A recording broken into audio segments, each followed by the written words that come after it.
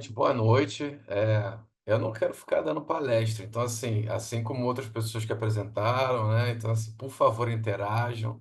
Se puder, abre a câmera, né? Assim, eu também sou professor, além de psicólogo, me dói muito ver essas câmeras fechadas, assim. Chega aí, vamos interagir, né? Eu acho que tem a ver com relações o filme também, então assim, se não tiver todas as câmeras quebradas, não é possível que metade esteja quebrada, né?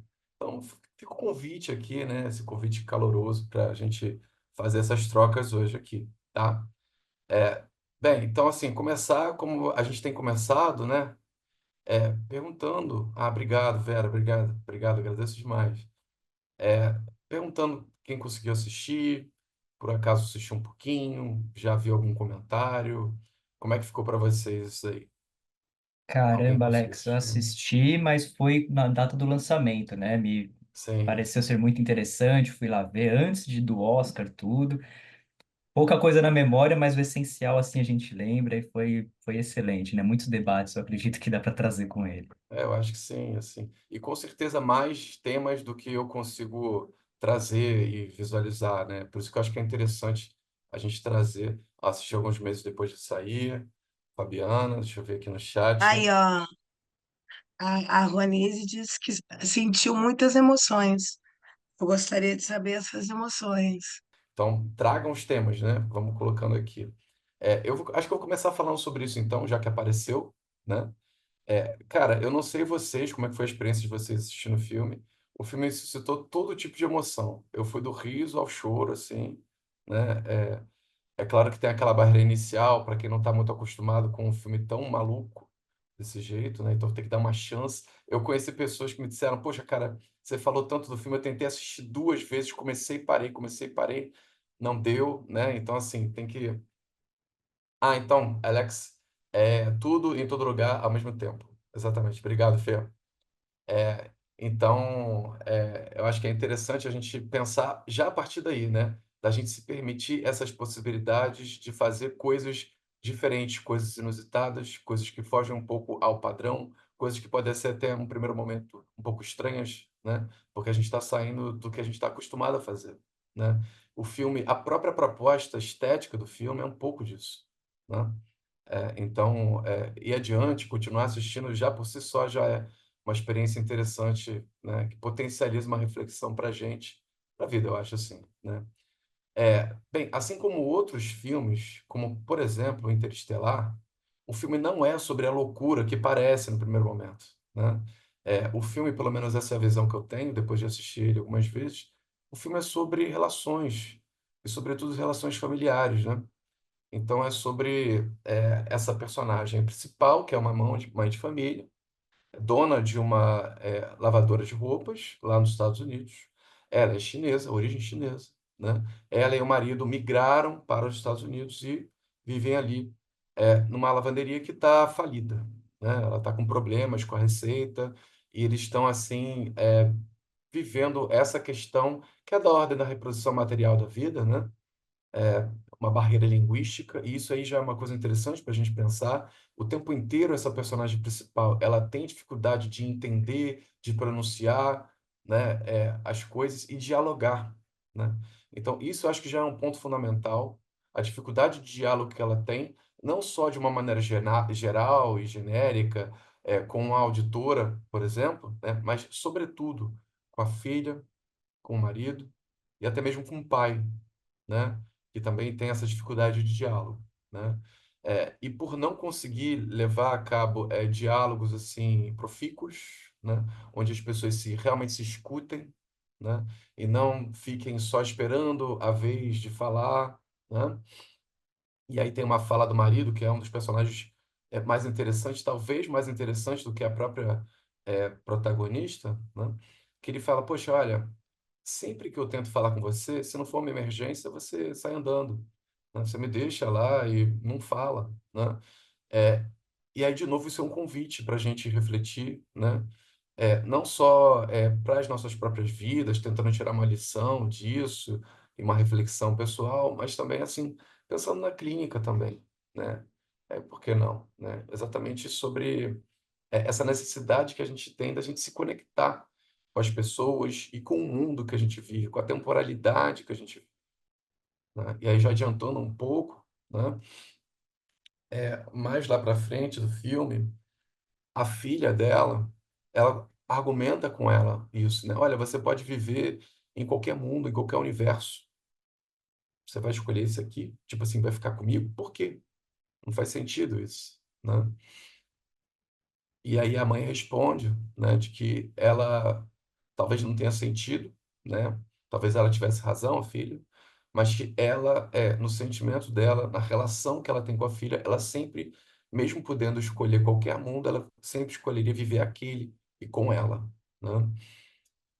E é interessante, entender como é que foi essa evolução da personagem, né?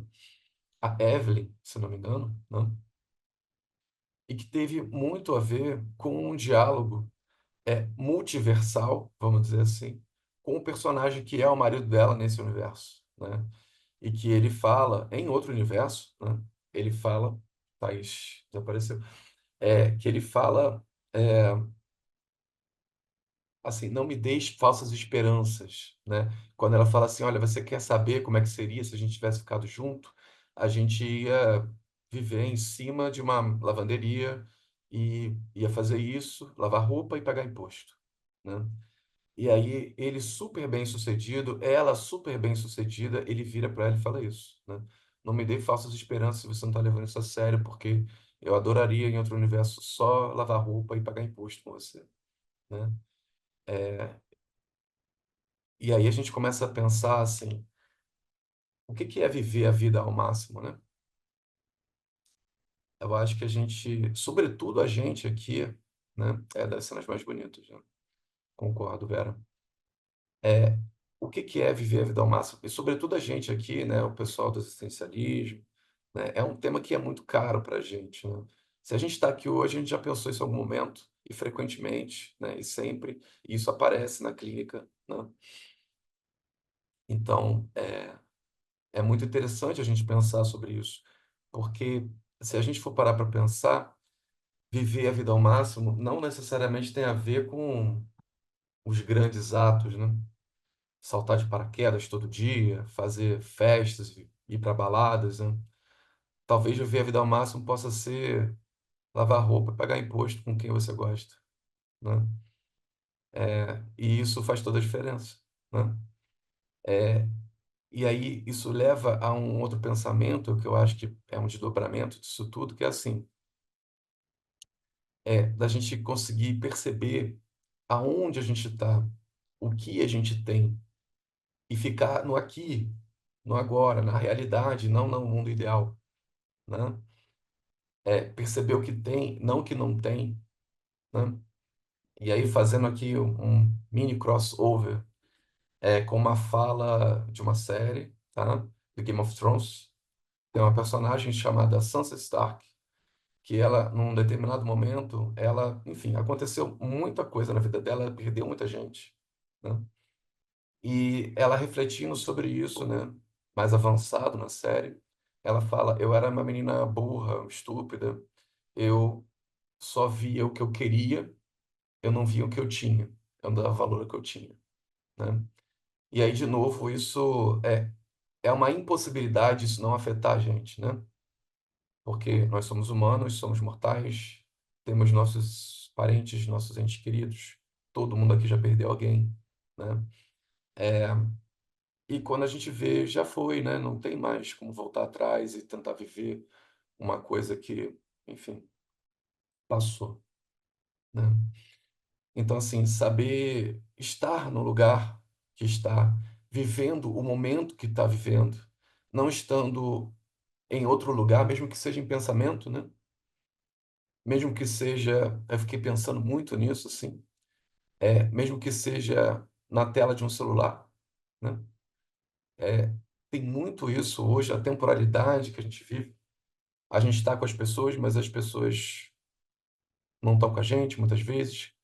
Muitas vezes a gente não está com as pessoas também, né? Porque está ali, mediando esse diálogo, mediando essa presença, esse encontro, essa vivência, tem o diabo de um celular no meio, que está levando você exatamente para um outro universo, que não aquele que você está vivendo ali. Então você se desperdiça, né? desperdiça aquele momento, não vive intensamente o máximo que se pode viver. Ali, querendo viver tudo ao mesmo tempo, acaba não vivendo nada direito, né. Então eu acho que esse é um grande ponto do filme, assim, né, é esse desejo, essa aspiração, eh, que a personagem principal, mas não só ela, mas isso é mais nela, aparece de que queria estar em outro lugar, fazendo outra coisa. E esse remorso de: "Poxa, e se eu não tivesse ficado com o marido, se eu não tivesse vindo para cá, se não tivesse tido a filha?".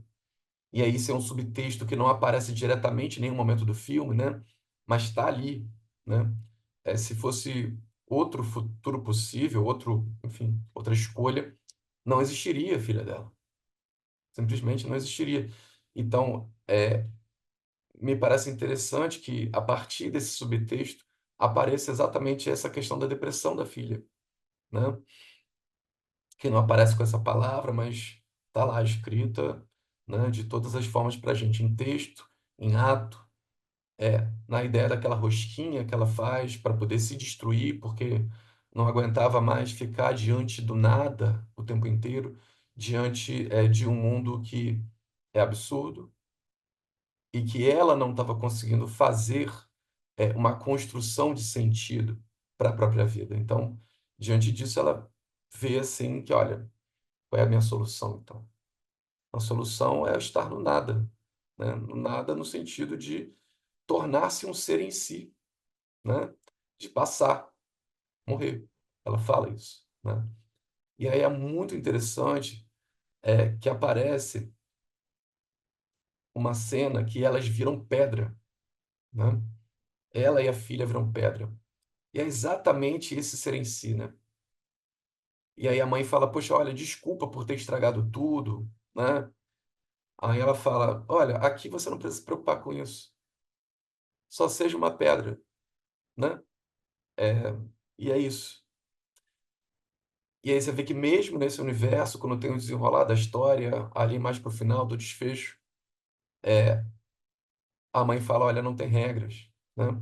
Então vai ela como pedra, se arrastando, sem poder, sem perna, sem um músculo, sem sequer ser um ser vivo, vai ela com a força de vontade e com os olhinhos, né, que representa ali, esse lado eh, mais gentil que é o marido, né, a partir daquele diálogo que eu já comentei, né. Então e ela vai atrás da filha, né. E vai atrás da filha, no sentido de tentar ajudar ela, de alguma forma, primeiro compreender que ela não consegue, né, assim, no início do filme, não consegue ter esse diálogo, não consegue entender a filha, não consegue aceitar a filha, a sexualidade da filha, né. Em alguns momentos isso aparece muito claramente, né. Quando aparece lá a Jobuti, nossa, esqueci o nome, ela também esquece o nome toda hora, né, interessante. Jobu Tupaki, acho que é isso, né. A primeira vez que elas têm um confronto ali, ela fala: "Ah, então a culpa era sua, né, da minha filha não me ligar mais, da minha filha fazer tatuagem, da minha filha largar a faculdade, é por causa de você que minha filha acha que é gay". Aí para tudo, ela fala: "Não, espera aí, cara, você não entendeu ainda que o universo é muito maior do que você pensa, né". E é isso é um atravessamento que aparece também, né. De novo, aparece na nossa vida pessoal, aparece na clínica, né. É, essa norma, essa regra, o padrão social, aquilo que deve ser seguido, aquilo que deve ser universal, né. E como isso oprime a gente, né. E oprime também, os nossos clientes, pacientes, enfim, na clínica, né. Então, de maneira que eu acho que esse filme é muito interessante para trazer todo esse debate a nível pessoal e nível clínico também, né. E aí foi por isso que eu escolhi, né, tá aí lá atrás, né. Eu acho que dá para a gente discutir bastante coisa aqui e sobretudo a partir também do feedback de vocês, tá. Vamos aproveitar que eu fui ficando rouco, foi só começar a falar, né, eu já fui ficando rouco, então eu vou beber uma aguinha aqui e eu vou abrir essa primeira oportunidade de vocês falarem aí. Teve alguém que falou sobre as emoções, né? De repente a gente pode começar por esse tema, né? Ou se não, alguma outra coisa, mas agora eu vou beber minha água e ficar em silêncio, que nem um bom terapeuta faz, né? Então, é com vocês um pouquinho. Bom, acho que eu vou sempre falo logo no comecinho para me livrar, mas para quebrar o gelo também. Poxa, eu vim com um pensamento, né? Mas quando começou você a falar, né, Alex, de começa a vir as emoções, né, batendo, que o olho até chega a lacrimejar, né? Porque é sobre o viver o momento e a frase tão bonita de pagar impostos e lavar roupas com você, né, abdicando de uma vida de, entre aspas, sucesso toca muito, né? Eu tô no início de um relacionamento de morar junto, né? Casados, assim. E de vez em quando, não sei, quem nunca, né? Não pensa, será que é isso mesmo que eu quero? Será que eu não poderia estar, sei lá, fazendo outras coisas, né? Almejando outros ares, enfim. Que tipo de liberdade, né? Coisas extraordinárias. E no fim a gente se pega e fala, poxa, não, né? Esse ordinário aqui está tão gostoso, tão significativo. E pega também da sessão anterior que tivemos sobre o filme do Dias Perfeitos, né? De viver aquele o simples, mas de uma maneira muito intensa e significativa. E aí toca, né? De você falar, poxa, vamos aproveitar mais quem está do nosso lado, esse dia a dia, né? Sem as telas do celular. Então, muito interessante. Só que o que eu tinha pensado do filme, né? Que acho que entra também, tudo se conecta de alguma maneira é um pouco sobre o amor fati de Nietzsche ali, né? De você, poxa, aceitar o seu destino não de uma maneira passiva, né? Mas de fato amando aquilo e as suas escolhas. Então, eu amei o princípio do filme, né? Essa ideia de se projetar em outros e se's de universos, que a gente sempre se pergunta, e se fosse por outro caminho? E se tivesse feito outra escolha? Só que nesse imaginário, até mesmo, né, na clínica, os pacientes sempre veem enxergam de uma forma positiva, né? Eu estaria melhor, estaria diferente, mas sempre positivo. E não vê que até nos ICs tem os seus encargos, tem os seus espinhos, né, nas flores que se, enfim, tem as suas dores também. Então acho que é pegar aquilo que já se deu, né, na nossa escolha e poder amar esse destino. E aí, para concluir, me remeteu quando assisti a outro filme um pouco menos conhecido, que é O Senhor Ninguém, né, do Jared Leto. Ele também é um rapaz que consegue se projetar em outras realidades de Esse vida. daí vai para o semestre que vem, já tem comentador, Perfeito. inclusive, que eu já estou trabalhando no convencimento. Desculpa interromper, mas Imagina, continua, Felipe. vou adorar reassistir, porque foi incrível. Na época eu consegui encontrar só com legenda em inglês, enfim, hoje deve ter mais acessibilidade. E aí eu até separei, procurei aqui a frase que no final da vida, né, ele como velho assim, depois de ter visto todos os caminhos, né, um que ele fica com o amor dele, outro que não, outro que tem mais sucesso, outro que nem tanto, saúde, enfim, mas ele reflete sobre todos os caminhos, acho que nesse filme também, né, o que estamos debatendo agora, e ele fala, todo caminho é o caminho certo, tudo poderia ter sido outra coisa e teria o mesmo tanto de significado, né? Então, acho que é refletir sobre esse significado das escolhas que fazemos e essa é a nossa vida, né? E tá tudo bem, os ICs a gente não vai viver, então que vivemos o agora, né? Aquilo que a gente escolhe com tanta propriedade para ter um destino que a gente queira retornar, né? Desse eterno retorno, desse amor fati. Muito bom, cara. Pensei nessa coisa do amor fati também. E é interessante porque não é no sentido de se entregar ao destino e aí vou ficar ali no imobilismo, vou sentar no sofá, né? É aceitar exatamente essa condição de que, olha, as coisas não têm um sentido a priori, vamos ter que atribuir um sentido a elas. E aí vamos movimentar, né? Vamos escolher, vamos explorar as possibilidades dentro desse destino que nos é colocado, mas é uma dualidade, destino e livre-arbítrio aqui, né? Se a gente for poder pensar nesse sentido, né? Não é se entregar, vamos dizer assim, porque é isso, né? Assim, ela que eu digo a filha, né? A Jobuti Tupac, enfim, ela em algum momento ela queria se entregar, né? Não estava fazendo mais sentido para ela, ela estava se sentindo é, Jobutupac. Obrigado, Vera, exatamente. Jobutupac. Saiu quase um jequiti aqui da minha boca. Enfim, mas tá, Jobutupac. Então, é isso, da gente não se entregar ao destino, mesmo que as coisas não tenham esse sentido, e que ela coloca é isso mesmo, eventualmente tudo esvanece, né? Ela fala isso em algum momento, né? Que ela conversou com o marido deu alguma esperança para ela, ela falava, você está sentindo uma coisa boa, né? Aumenta a esperança, mas eu vou economizar o seu tempo, tudo isso acaba, tudo isso desaparece. E aí a questão é essa, né? Mas tudo bem, mas porque acaba e desaparece, não é bonito? E não dá para viver, e não dá para ser legal também a partir daí, né? É, e, sobretudo, pode ser legal a partir dessas escolhas, né? Da gente assumir essa responsabilidade de se escolher, se apropriar dessas escolhas, né? Acho que é sobre bancar a escolha, né? Escolher e tem que bancar. É aquele sempre vai estar no risco, não tem como não existir, anular risco, o risco vai tá sempre ali, mas é sobre bancar. Não, eu lembrei de uma cena no começo, eu vi uma vez só, mas é um filme que acho que vale muito a pena rever, tem que ver duas vezes, né? Um filme que tem muitas camadas, muitos detalhes, muitas, né? A gente tem impacta de várias formas, né, o filme. No começo tem a primeira cena que abre naquela casa, toda, né, revirada, bagunçada, o espelho, acho que eu achei tem umas sacadas assim no filme, mas é a questão de cena mesmo, né, que eles montaram, porque ela tá de frente para a câmera na mesa, recibo, papelada, e aí ele entra, o marido, mas ele entra através do reflexo num espelhinho. E aí, e depois essa mesma cena se repete. Você escuta a voz, e aí você tá ali na cena, ele pequeno no espelhinho. Eu acho que eu achei tão interessante isso, porque na verdade acho que mostra até um distanciamento deles.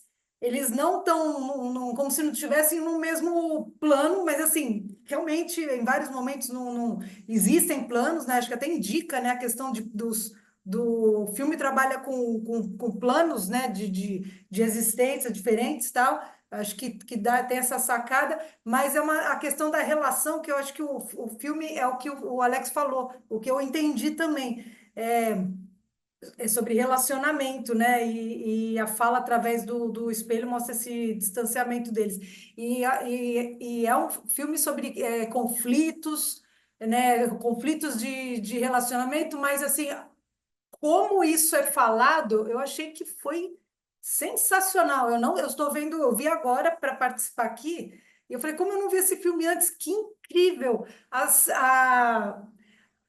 Como eles produziram algo assim, e o que eu escutei sobre isso, que foi uma produção, pelo estrondo que deu, assim, né, comparado a padrões hollywoodianos, foi uma verba, assim, muito pequena, perto de outros, assim, de Oscar e tal.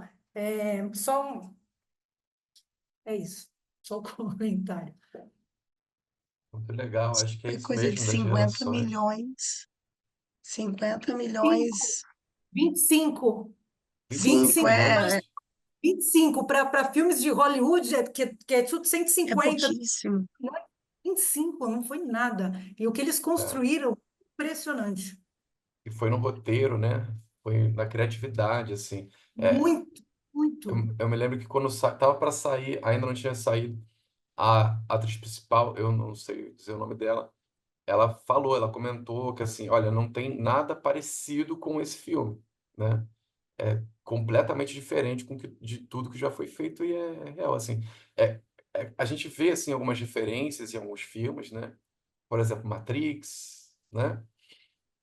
Mas realmente a maneira como colocaram é completamente diferente. Aí é legal você trazer isso do marido, né? É, que assim, Hum, tem aquele universo alfa, né? Aí você vê que quando aparece o Waymond Alpha, que é o marido dela, ela fica admirada e ela já perdeu essa admiração pelo marido dela nesse universo, né? Então esse é literalmente um macho alfa. E é interessante que eles colocaram de alfa o nome daquele universo, né?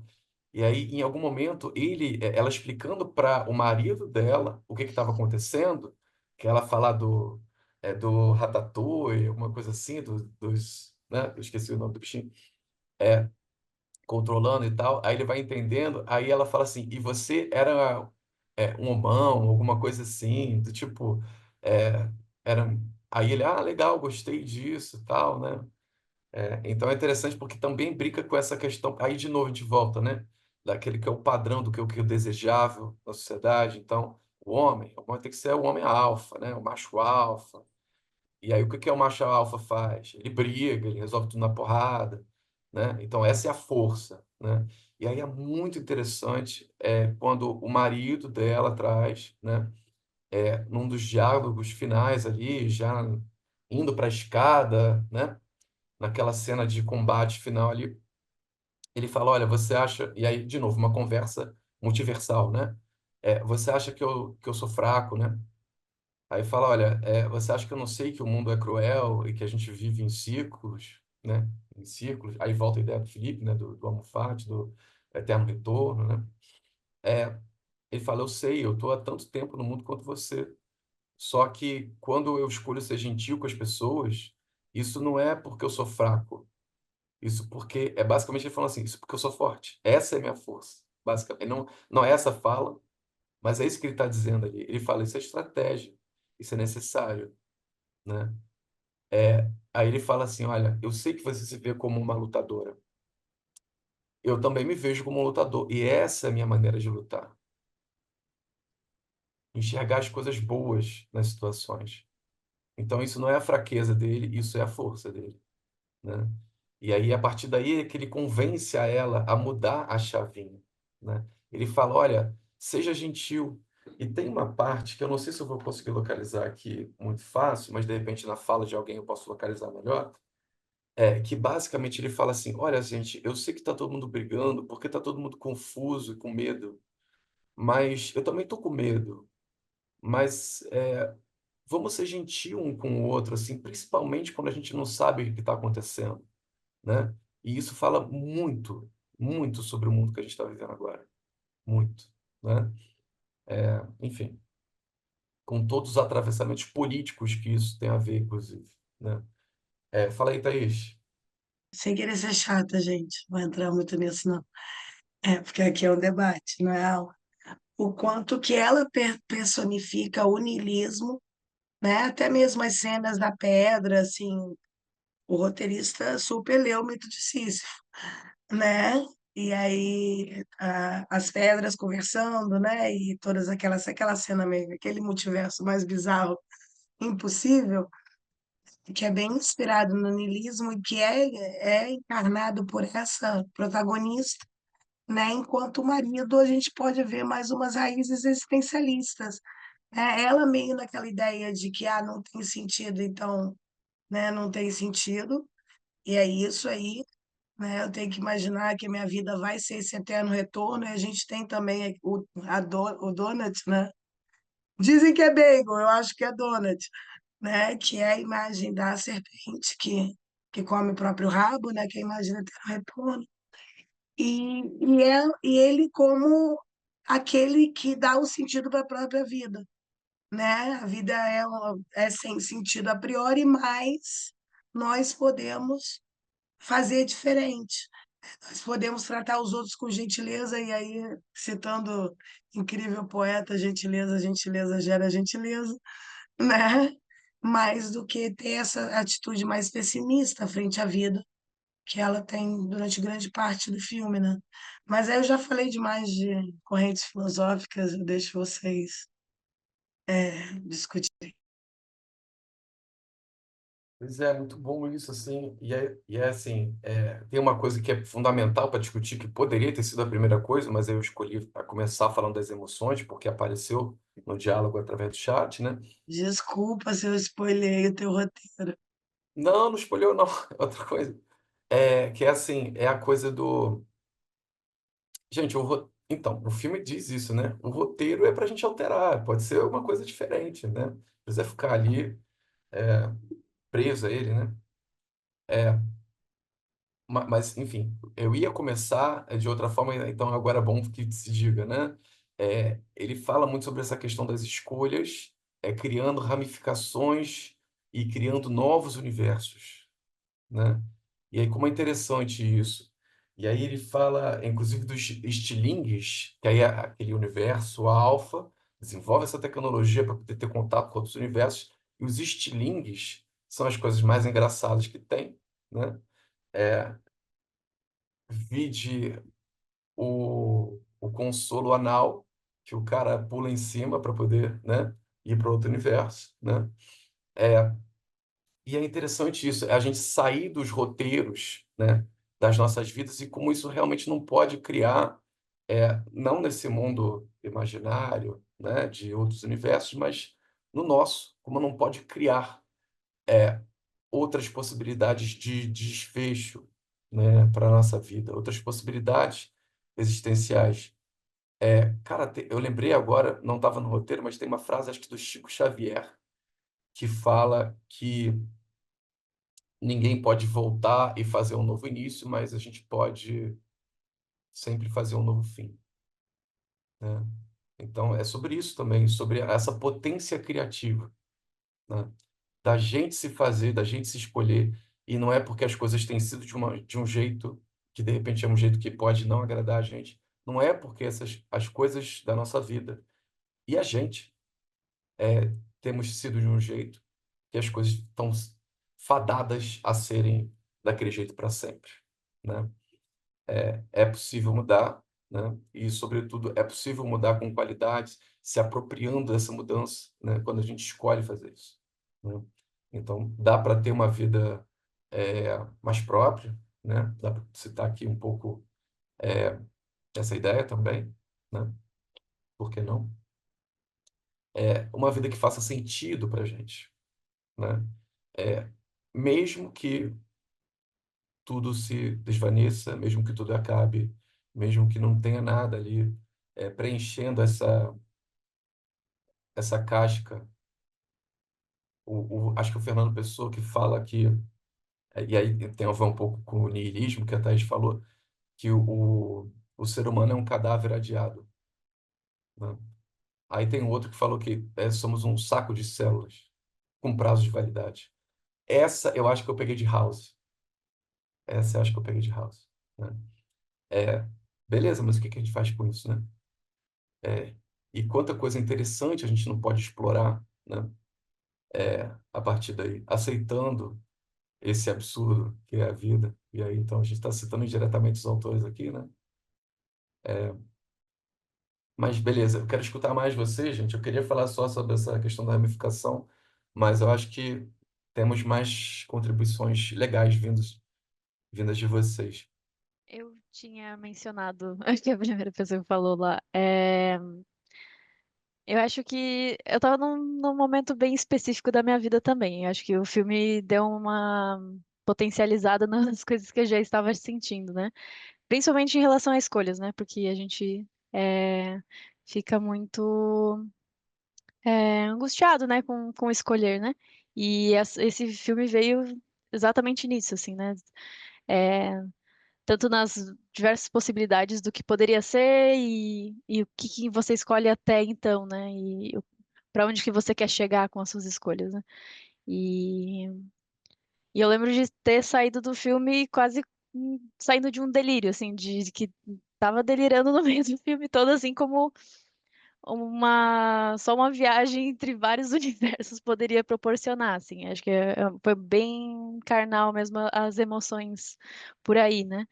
É, E, enfim, eu tô. Agora eu acabei de me formar, então também já tô um pouco mais segura das opções que eu fui escolhendo durante o Parabéns, curso. parabéns. Obrigada, obrigada. Mas foi bem. Acho que foi carnal mesmo, uma experiência de viajar mesmo e que deu uma.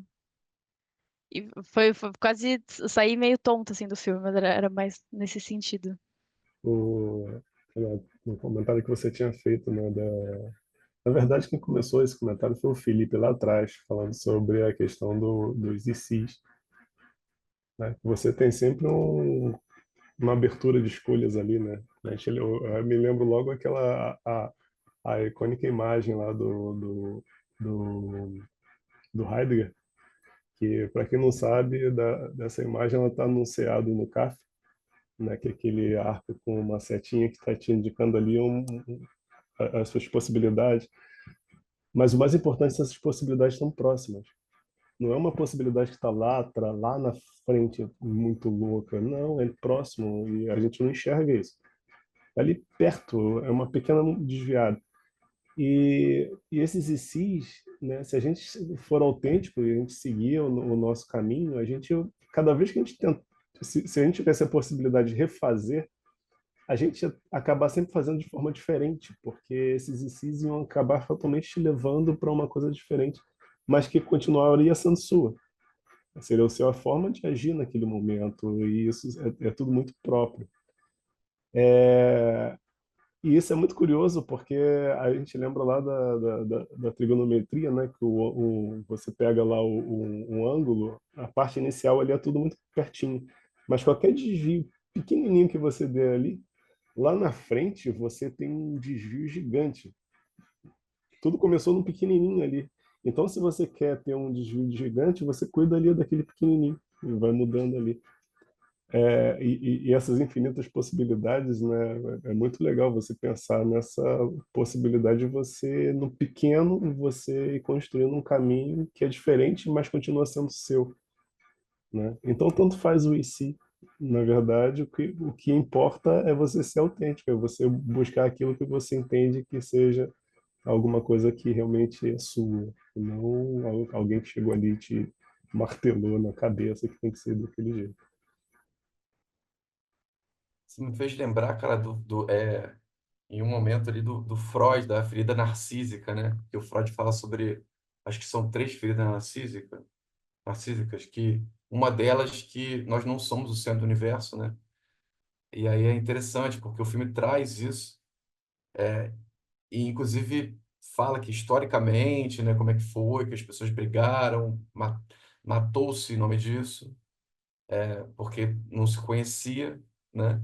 E aí agora as descobertas vão trazendo cada vez mais essa ideia de o quanto insignificante que nós somos, né? E elas falam isso no filme, nesse diálogo, né, de mãe e filha. Então é interessante assim, né? Também lembrei disso.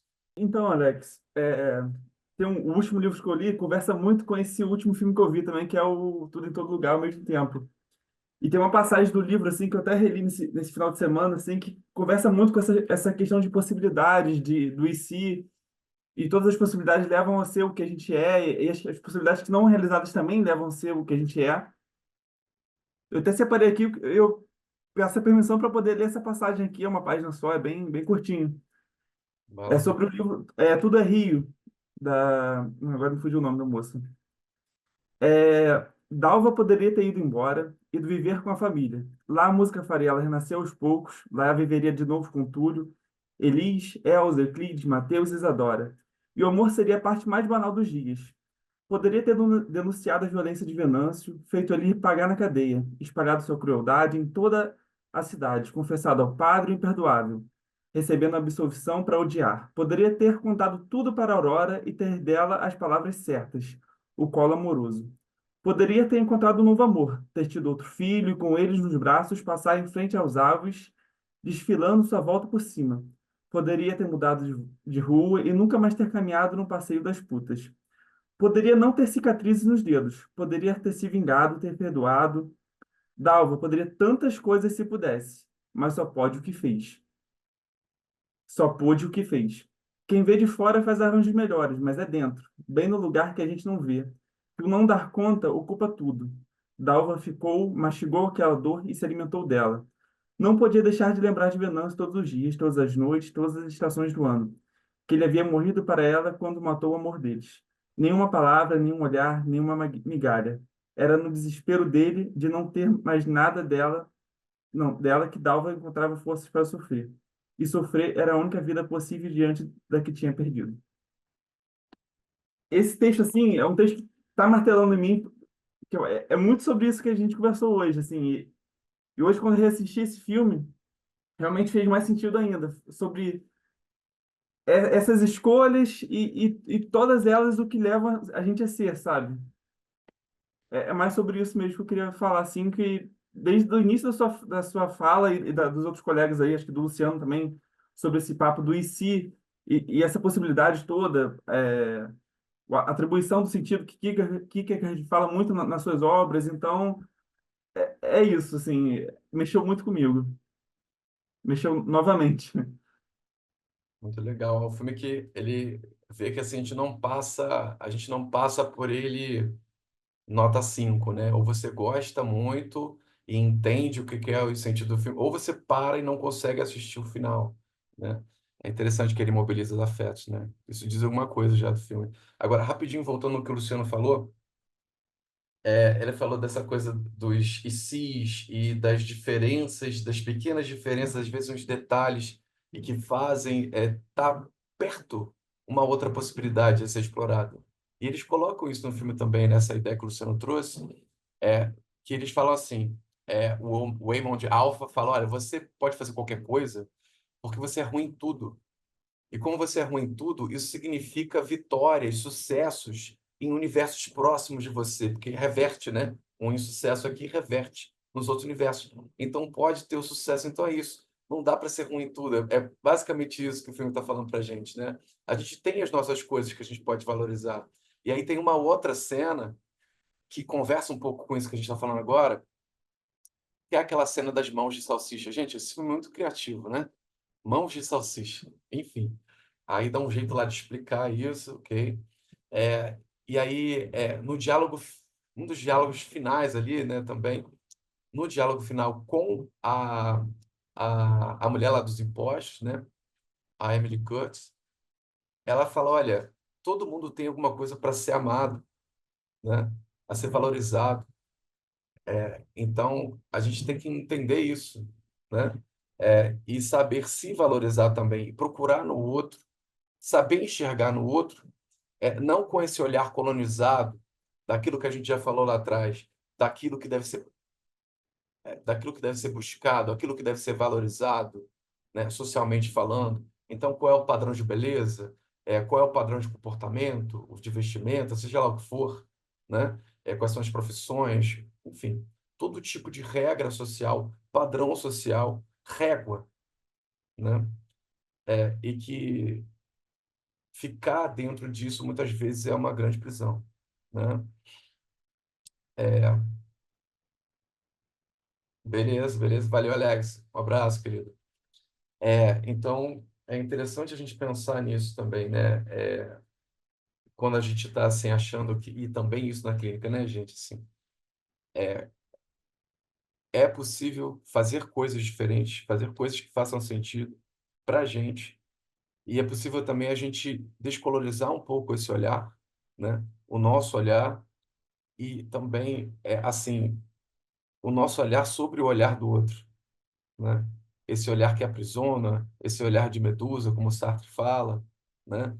É, sai um pouco dessa prisão, né? Nesse sentido, para poder explorar as possibilidades diferentes, esquisitas, que vão levar a gente para um outro lugar inesperado.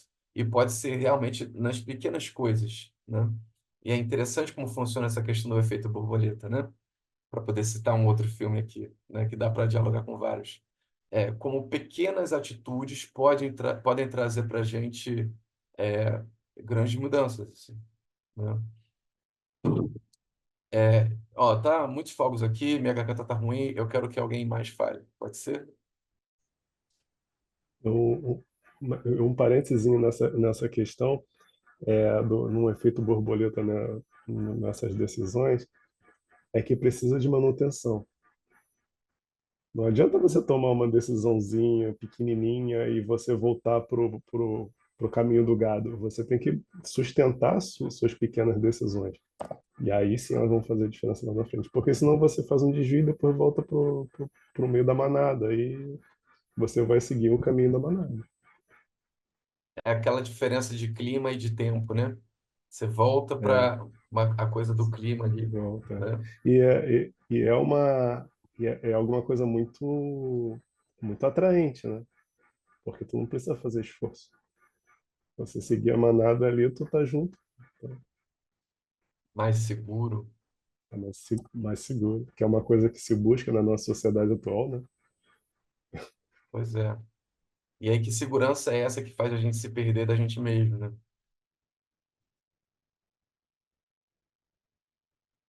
Mas Isso alguém? do efeito borboleta e que o Luciano falou, e você que tinha comentado então que não tinha pensado nisso. É uma ação em um plano, um universo, ele interfere no outro, né? É isso?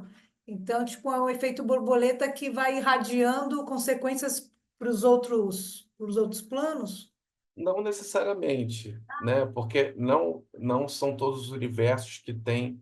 É uma coisa específica desse universo alfa, que eles desenvolveram essa tecnologia, que a partir daí que surgiu a Jobu, enfim, aquela lá, aquela que vai viajando. Porque a tecnologia ali é assim, você consegue brevemente ter acesso às emoções, às habilidades e às memórias de outro universo, né?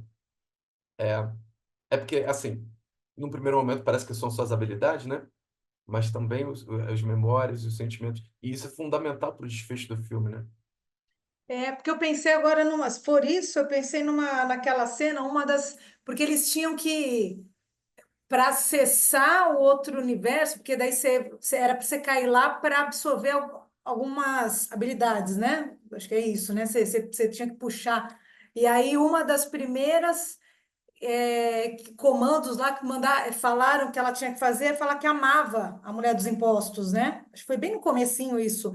Ela, como? E ela falava de um jeito que eu te amo. Não era, né? Não vinha, aquilo não estava, que ela estava falando, não tinha o sentimento ali, né?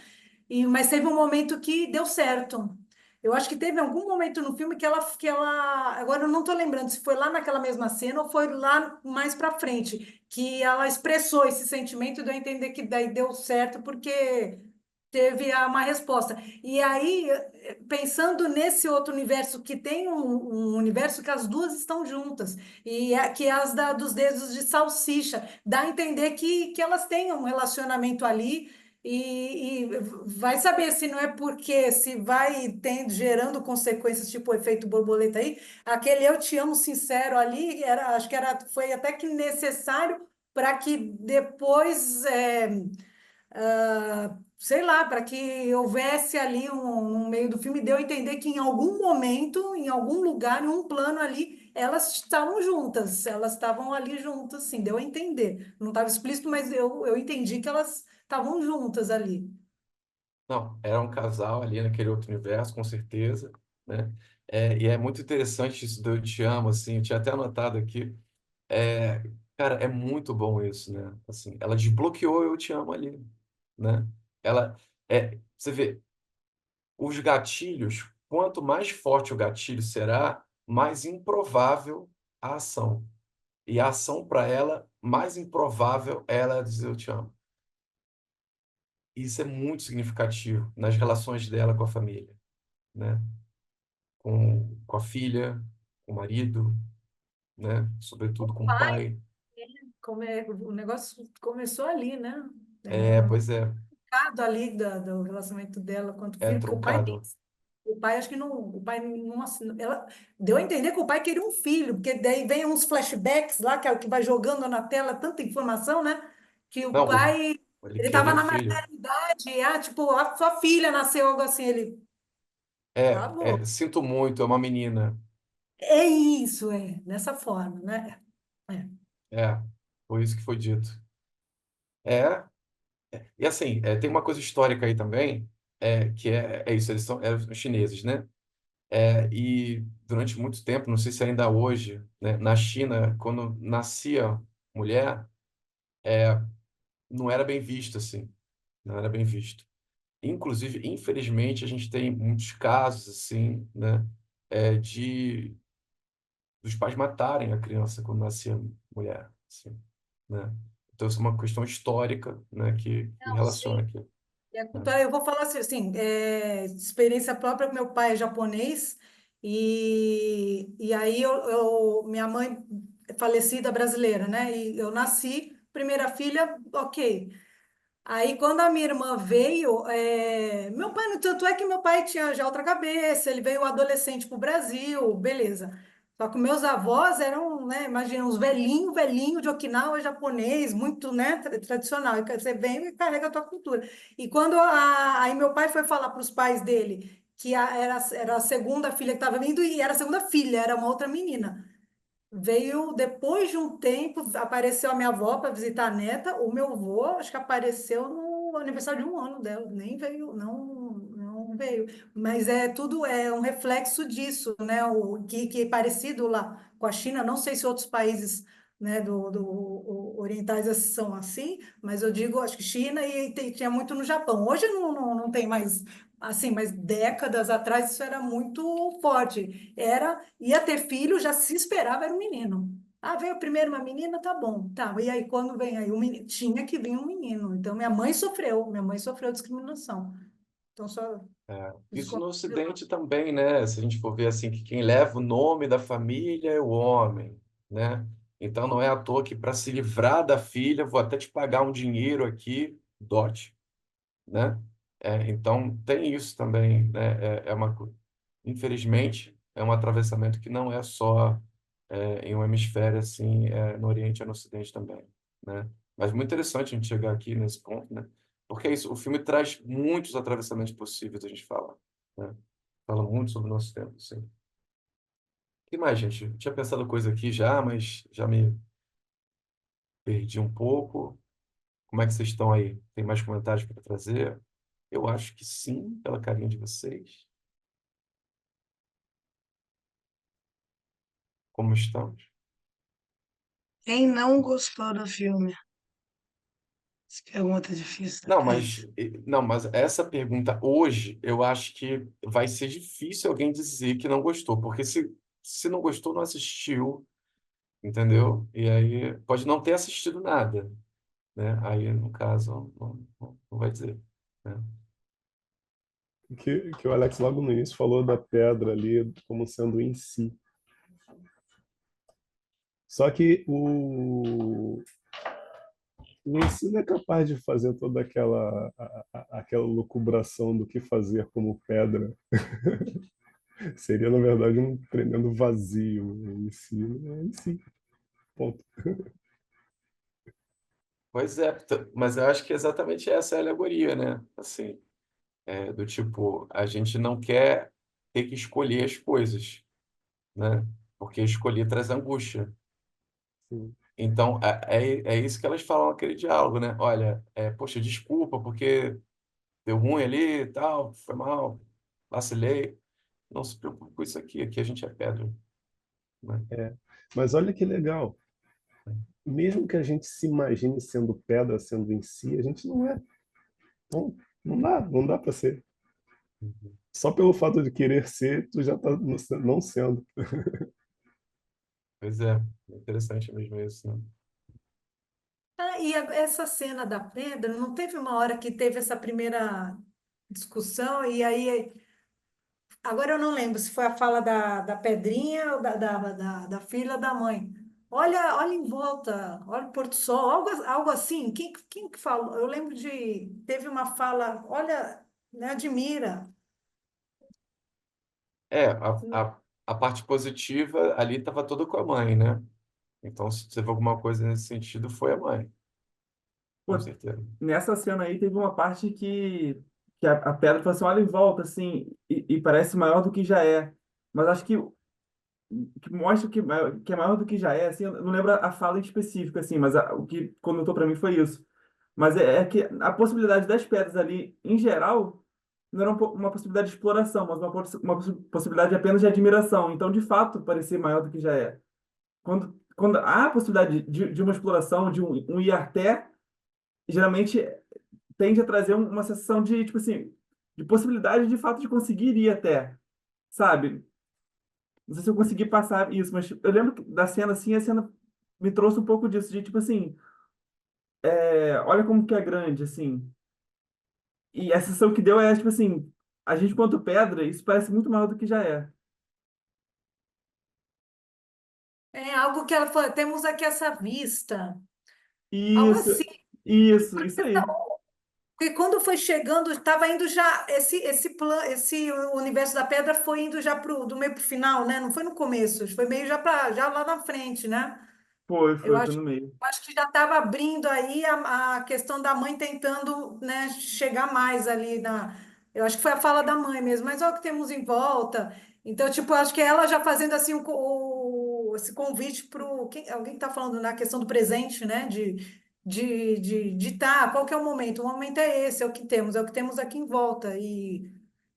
E aquela cena da pedra, quando a pedra, foi no final, né, que quando a filha, na pedra, a pedrinha sai rolando, e aí ela vai atrás, que foi uma cena que casou, foi uma cena que a mãe indo ao encontro da filha e apareceu, se não me engano, picotou em vários universos nessa cena. Que eu me lembro, que é tão rápido as imagens. Essa cena da luta delas foi muito bonita, assim, né? Porque, inclusive, quando começa, vou falar aqui, foi nessa hora que eu chorei, assim, né? Porque a menina faz, assim, toda uma pose de luta e vamos lá, vamos resolver na porrada, que é o jeito. E a mãe faz uma pose, assim, parece que vai fazer de luta também e abre o braço, assim. Tipo, vem, que eu vou te acolher, sabe? Falei, caraca, cara, isso aí é absoluto cinema. Muito bom. Aí começa a luta delas multiversal, né? Mostrando todas as possibilidades, inclusive que elas são bonecas, inclusive que elas são desenho, né? Parece assim, muitas loucuras, mas é porque é isso, o filme é uma alegoria, né? É uma metáfora para o que pode ser, para poder a gente entender essa ideia das possibilidades, de, da- de todas as possibilidades que a gente tem, né? De tudo, né? E de que não dá para ficar o tempo inteiro em todo lugar ao mesmo tempo. A gente tem que ficar enraizado aonde a gente está, no nosso universo, na nossa realidade, na nossa temporalidade, na nossa vida, não na vida do outro, na nossa, né? E aí, com essa comparação, aí eu lembrei agora que teve, logo no início do filme, ela tá ali naquela correria, porque a vida dela é cheia de responsabilidades, né? E ela é uma pessoa muito séria, está com muitas questões para resolver. Também tem essa questão, né? É ela que dá conta de tudo o tempo inteiro. O marido ajuda ali, mas é ela que está de frente, né? E aí ela olha para a TV e vê um casal dançando ali num filme, provavelmente, e fica imaginando assim, tipo, pô, podia ser diferente para mim, né? E aí ela fica, tem esse subtexto também, né? E que é uma das cenas que eu acho que de universo paralelo, não sei se de universo paralelo ou se desse, que o marido fala assim, poxa, talvez você tenha razão, talvez tivesse sido melhor para nós dois se a gente não tivesse ficado junto. Aí ela falou assim, mas eu nunca falei isso. Aí eu falei, você não precisou, né? A maneira de que você age comigo, a sua postura corporal, você não precisou falar, você disse isso de outras formas, né? E ela fica com uma cara assim, tipo, é verdade, mas eu nunca disse isso, sabe? E até se colocar em questão esses temas, né, para poder ver e se apropriar de escolhas diferentes, né? Ou para terminar mesmo, e era o que ele estava tentando, né? Ele estava fazendo um movimento de vida, né? De buscar a vida, de buscar possibilidades de, de sentido mesmo, de construção de sentido, né? E ela estava vivendo no automático, que foi outra coisa que entrou ali no filme. Tem uma hora, e é uma das cenas iniciais também, ele fala, olha, entra no automático aí, né? Quando eles estão conversando no almoxarifado ali, na sala de vassouras, né? Não sei como é que fala. Mas ele fala, não, entra no automático ali no outro universo e conversa comigo aqui, né? E não é isso que a gente faz muitas vezes? Cara, eu lembrei muito do celular. As redes sociais, elas são isso. São universos paralelos que sugam a gente, são o próprio buraco negro ali. Sugam a gente do nosso tempo, da nossa realidade, das nossas relações com as pessoas que estão em volta da gente. Às vezes do lado e a gente olhando o celular, né? E acho que a Thaís perguntou quem não gostou do filme, porque eu falei pra ela que não é bem meu tipo de filme. Eu Mas não pra eu não queria te entregar, você se entregou sozinho. Eu só levantei a bola e tu cortou. você rechaçado. Mas não é que eu não gostei do filme, eu gosto da proposta, dos temas que ele traz. Eu lembro que, inclusive, o cara que foi o entusiasta para assistir esse filme foi tu, Alex, na época que tu participava mais do grupo Sério Nada. E é mais pela pegada do filme que é mais surrealista, né? E não é o meu tipo. É,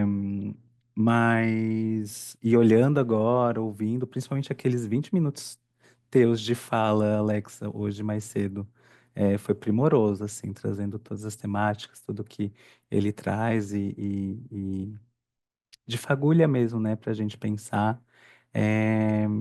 Deu vontade de reassistir daí com esse olhar mais carinhoso para esse filme. Dando uma chance, né? Que Uhum. nem, que nem ela fala com o marido em outro universo, fala, poxa, daquele que eles são super bem-sucedidos, né? É, dá uma chance pra gente. É isso. É a abertura. Alguém me lembra aqui, eu não tenho certeza, mas parece que o pai dela também era contra o casamento dela com o marido, né, no Era. universo principal.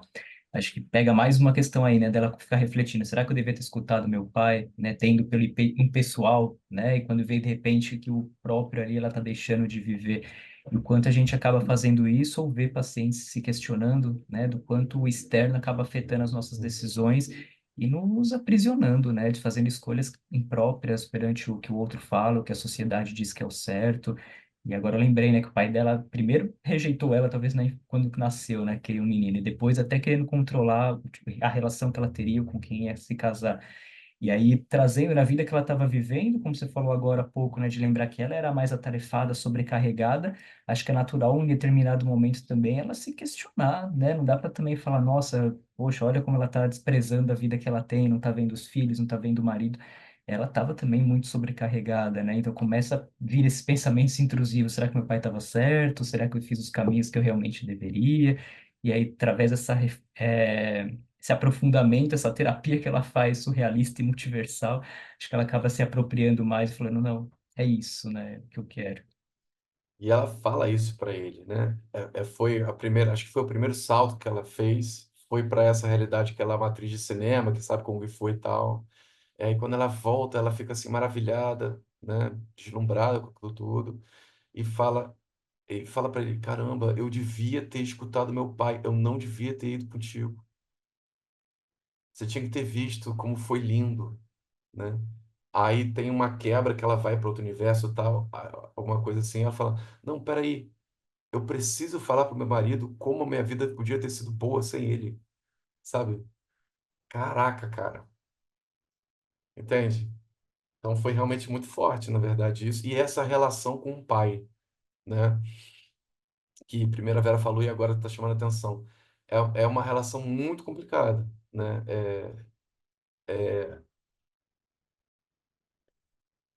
O pai, ele proíbe ela de casar com ele. Aí diz que vai cortar as relações com ela. Basicamente corta as relações, né? Volta depois só, e aí é um subtexto, né? A mãe faleceu, deve ter falecido, né? E aí ele vem então para os Estados Unidos e ele fica ali sendo cuidado pela filha, que entende o pai como essa coisa, esse monolito imutável, né? Não, ele é assim. Eu até aceito minha filha. Eu tô até aberta a ter uma filha, né? Homossexual. Imagina. Agora, seu avô não, né? Mas como assim não? Não. Porque é isso seria negar uma realidade da filha para poder agradar ao avô. Porque o avô é o que tem que ser agradado. Porque de repente ela já tinha isso do tipo, pô, ele que tinha razão, né? E essa referência é bem machista também, né? Patriarcal, né? De que não dá para contradizer, não dá para contrariar o pai, sobretudo, né? Enfim, então é bem interessante quando ela chega e fala que ela começa assim o filme, né? Ela não querendo dar ouvidos para a filha porque a filha quer trazer a namorada para a festa. E ela tá fazendo ouvidos de mercador ali, tá fingindo que não tá ouvindo. Ah, não, tô falando outra coisa, não muda de assunto você. Ela que estava mudando de assunto, né? Porque tinha essa questão, subtexto do avô, né, do pai dela. E aí, quando dá a virada, né, a partir do diálogo com o marido, ela, em algum momento ali, ela fala, olha, essa aqui é a namorada é, da minha filha. Namorada, não amiga, que foi como ela apresentou antes, né? Então, é interessante que ela flexibiliza um pouco isso também, né? Fala, "Ó, vamos explorar outras possibilidades aqui, tá tudo bem, né? Não precisa ser assim, ter aquela a velha opinião formada sobre tudo, né? Não precisa, né? Dá para ser diferente, né? Enfim, E como o Felipe falou, acabou toda essa viagem de multiverso para lá, para cá, que ela transitou aí, foi terapêutico, né? foi terapêutico. Foi, né? No final do filme, né? Acho que trouxe isso, né? Uma É, transformação nas relações ali, né? Acho que se abriram, né? Para expressar o que sentiam, né? Na verdade, que era algo tão, né? Eram pedras ali, né? Era tão no, né? Era tão no concreto, é recibo, é a mulher do imposto, é não sei o quê. Aí uhum, no final do filme parece ter uma catarse ali, porque ela agarra na filha, o marido tá atrás abraçando ela, e a última cena é o velhinho lá agarrado também. Acho que bem, acho que simboliza, né?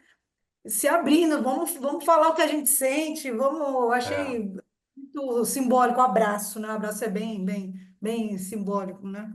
Achei E muito eu acho que, bonito. eu acho que o central para isso foi o diálogo, né? Porque você vê assim, ela não escuta a filha, né? A primeira coisa que nesse diálogo todo catártico, tem uma hora que ela não está querendo deixar a filha basicamente se matar, né? E aí a filha fala: para, mãe, só para. Aí ela para. É a primeira vez que ela escutou a filha. E que é uma condição sine qua non para um diálogo, né? Então ela para, aí ela fala: já estou cansada, tal. Aí é que ela deixa a pedra rolar. Aí é que ela já está entrando ali naquele buraco negro, né? Mas aí, imediatamente depois, ela fala: não, peraí, não vou desistir, né? Vou escutar, sim, mas não vai ficar só aqui, na escuta. Eu vou fazer alguma coisa com isso, né? E aí ela reinventa a relação. Elas inventam a relação, reinventam, né? E você vê que toda essa questão da vida material, né, da ordem da reprodução, da vida material, do cotidiano, não desaparece. Literalmente, a última cena é elas de novo lá, a família inteira agora, para poder ver a questão da auditoria, do imposto, né, e lidando com as coisas, né? Ela continua falando para a filha: olha, você está engordando, não pode. Fala lá para a namorada: deixa o cabelo crescer, porque é isso. As pessoas têm as suas características, têm os seus defeitos, né? Têm as suas limitações, mas dentro dessas limitações, como é que a gente pode explorar as nossas possibilidades também, né? Então, achei bem interessante isso, porque muito facilmente o filme poderia falar assim: não, então agora tudo mudou, tudo diferente, arco-íris, algodão doce. Não, não é isso, né? Mas dá para explorar possibilidades diferentes, né? Bem legal. A última cena, a impressão ou a mulher do imposto, esqueci o nome dela, fala: você está aqui? Não deu uma Uhum. impressão que parecia que remeteu lá no comecinho do filme? Remeteu a Anísio. Eu fiquei com uma sensação. Eu falei, nossa, jogou pro começo do filme, então na verdade ela estava lá, mas será que ela estava metade lá e metade no outro universo ali? Uhum. Né? Deu a Não, mas entender. então, mas aí é que é legal, porque remete mesmo, e aí ela fala: É, não, eu estou aqui. o Precisou eterno acontecer, aí é o Nietzsche aí de novo. é, precisou acontecer tudo isso para poder ela realmente estar. Ela responde, né? Olha para a câmera e tal. Estou aqui, né? Finalmente, né? Então, ela estava ali finalmente, mas Ela estava ela ali. estava, né? Ela não estava meio em outro. Não deu a entender que ela estava em Não, não, outro. não.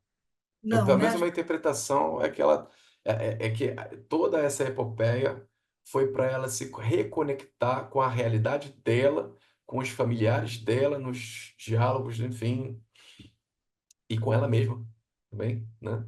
Então ela se reconectou com a temporalidade, com a realidade dela, ela está naquele momento, vivendo aquele momento com aquelas pessoas, ela fez a escolha, né? Ela abandonou a filosofia Zeca Pagodinesca, né? E de deixar a vida levar, e ela fez essa escolha agora de estar ali com eles, fazendo o que é, o Waymond tinha dito em outra realidade, lavando roupa e pagando imposto. Literalmente isso, né? Até porque é fácil se esconder em meio ao caos, né? Quando você falou dela, filha querendo conversar, e ela mudando de assunto, falando de trabalho, se enfiando embaixo de boletos, ou como a Vera Uhum. falou, de ver o marido só no espelhinho, e até o filme todo também. Enquanto ela não para ouvir, para conversar, vamos lutar, vamos colocar um monte de cenas espalhafatosas. Então é fácil a gente se esconder em meio a essa loucura do dia a dia que a gente vive hoje, dos trabalhos, das notícias, do sensacionalismo, e a gente acaba se anulando em vida, né? E aí me lembrou de outro filme da Michelle Yeoh, né? O Tigre e o Dragão, que a gente fala sobre anular a vida, que sempre ali também muitas lutas, epopeias, né? Tudo acontecendo, e ela nunca acaba percebendo ali o amor que ela pode viver, né? Com o protagonista também, esqueci agora o ator. E aí no final, né, do filme, quando ele tá para morrer, assim, que eles se declaram um para o outro, ela falou, não, mas espera, se você fizer uma meditação aí, sei lá, de 10 anos, você consegue sobreviver, né, nesse estado aí mental. Aí ele falou, não, eu vou usar meu último respiro para te dar um beijo, né, para finalmente aqui declarar o meu amor por você e morre. Mas ali ele vive, né, ali ele para de se esconder, os dois param de ficar em busca disso. Enfim, o filme talvez, né, traz essa ideia de que o quanto causa, às vezes a gente se esconde em tudo e, na verdade, a gente só precisa parar, né, e escutar, ter uma conversa difícil para a gente progredir e realmente se reconectar com a realidade que a gente está vivendo. Thaís, vamos fechando? Vamos fechando. Obrigadão, Alex. Espetáculo. É ótimo poder contar com meus amigos esse projeto que é tão caro para mim, meu filhotinho. Obrigado, gente, pelas contribuições de E vocês a hoje. Foi ótimo.